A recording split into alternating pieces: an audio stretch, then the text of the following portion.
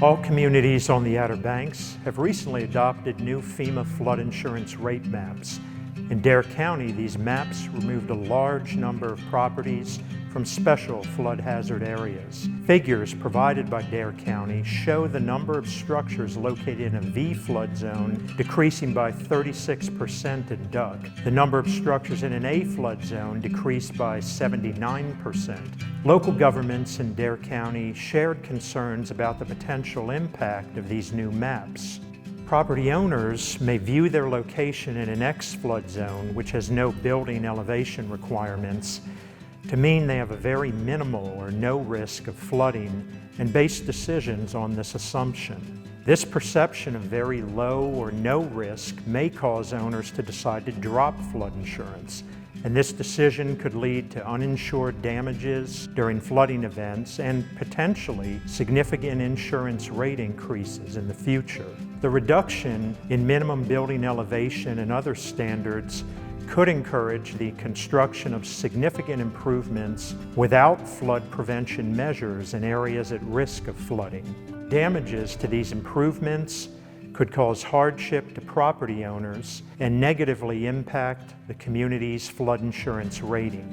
To address these potential issues, Outer Banks planners worked in partnership with local building inspectors, home builders, engineers, surveyors, realtors, insurers, and financial institutions to implement a two-pronged approach involving first a comprehensive educational campaign about flood hazards and flood insurance, and secondly, adoption of local flood damage prevention ordinances with standards ensuring that future development occurs in a less risky, more sustainable manner.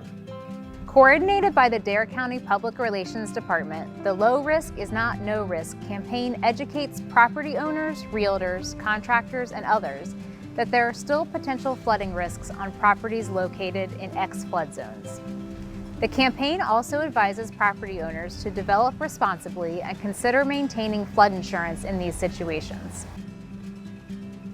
As part of the two-pronged approach that Joe Hurd mentioned, each town in Dare County, as well as Dare County, adopted a minimum building elevation standard along with other higher floodplain development standards, even in X flood zones, to help prevent flood damage and mitigate the impacts of the significant changes resulting from the adoption of the new flood maps. Changes that were specific to Duck include the establishment of a minimum local elevation standard of 10 feet in X flood zones. The 10-foot standard is consistent with the town's prior A flood zone elevations. During many recent planning efforts, the town of Duck has stressed its desire to be a more resilient community.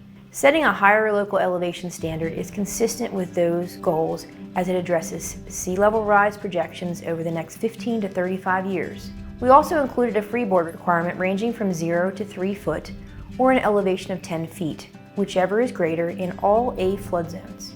A zone elevation should be at least as high as X zone standards, as these areas are typically more prone to flooding, with the base flood elevations for AE zones on the new flood maps ranging from only 4 to 5 feet above mean sea level. Requiring the LES is necessary for these properties.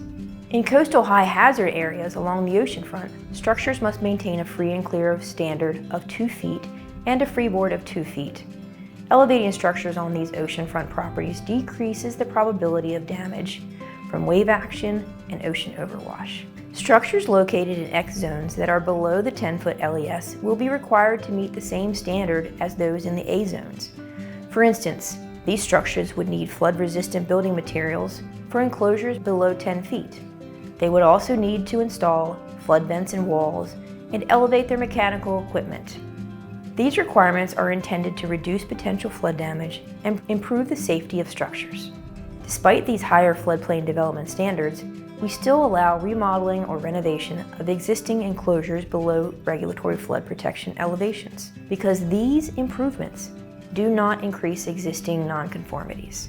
Our intent is not to penalize property owners for existing conditions. We do require existing structures proposing substantial repairs or improvements, meaning over 50%, to be brought into compliance with our current standards. Substantial improvements may require elevating non-conforming structures, utilities, and/or other improvements. Again, the intent of these requirements is to decrease damages to the structures. These efforts can also significantly reduce flood insurance rates for the property owner in the future. Over the past few years, the town of Duck has engaged residents, property owners, business owners, and many other stakeholders in our community in efforts to address issues and opportunities as we plan for the future. Through its Vision 2027, resiliency study, vulnerability assessment, hazard mitigation plan, and comprehensive land use plan, the town has consistently identified ways to minimize the impacts of natural hazards and improve our resiliency as a community. Adoption of the standards in the town's new flood damage prevention ordinance help fulfill the town's goals of creating a more sustainable, resilient community in the future.